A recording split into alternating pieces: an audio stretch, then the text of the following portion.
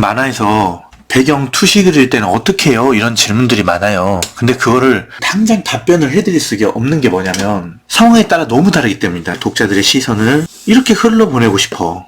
그러면 여기서부터 컷이 시작되겠죠. 그때는 아래쪽으로 흘려보내는 게 좋으니까 만약에 대마 걸고 나무가 있고 땅이 이렇게 투시가 이렇게 잡히겠죠. 그럼 사람이 걸어나가죠.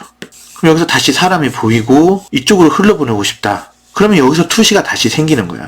그러면 배경의 투시만으로도 시선을 마음대로 조절할 수가 있겠죠. 모든 상황은 보는 사람, 독자의 시선을 어떻게 흘러보내냐에 따라 관리가 됩니다. 오늘은 옷주름에 대해서 얘기를 할 텐데요. 옷주름도 마찬가지예요. 옷주름은 뭐냐?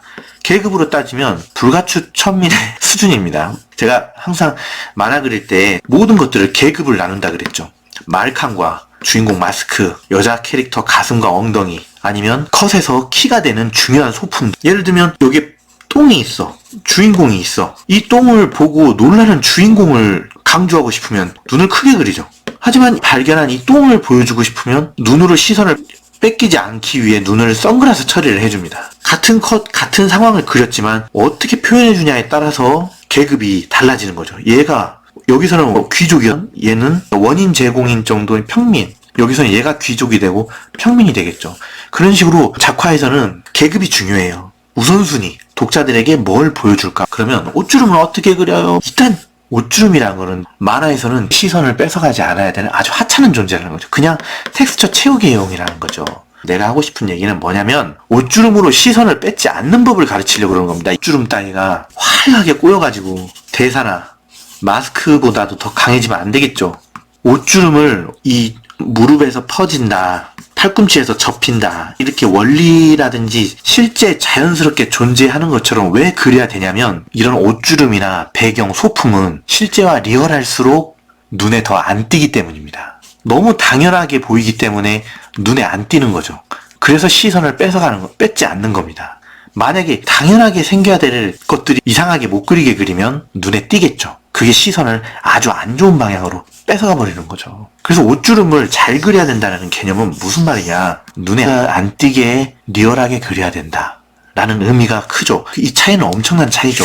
빛이 떨어지는 그 부분만 주듯이 해서 시선을 산만하게 하지 않아야 된다. 자칫 다 보인다고 그려버리면 시선을 분산시켜버리고 흐름을 이상한 방향으로 이끌어버리는 힘이 있거든요. 특히 먹일 경우에 옷주름이 보인다고 해서 그걸 덥석 물고 그려버리면 안 된다는 거죠. 이 검은 옷을 입을 사람이 옆에 있고 검은색이다! 여기서부터 이렇게 칠하고 이렇게 그리면 안 된다는 거죠. 거리를 생각해서 몸통에 있는 것부터 먼저 옷주름을 그려주고 여기에 맞춰서 이렇게 그려줘야만 몸통의 전체의 덩어리가 깨지지 않으면서 눈에 띄지 않는다는 거죠. 또는 명암이 있는 부분만 그려줍니다. 여기 빛이 밝은 데겠죠. 그러면 이렇게 구석에서부터 퍼지네 어쩌네 그거는 다 똑같이 맞춰줘. 그렇지만 옷주름을 빼고 어차피 여기를 명암으로 넣어야 될 부분에 옷주름을 자잘하게 넣는 겁니다.